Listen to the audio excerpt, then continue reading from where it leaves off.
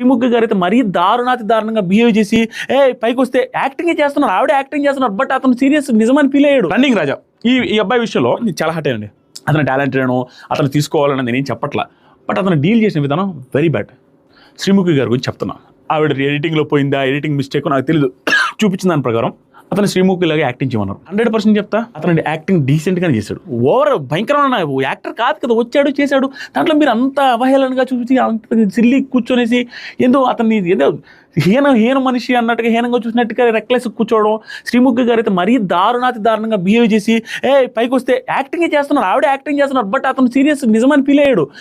చంపకేసి కొడతాడు, టచ్ అవుతావు దగ్గర.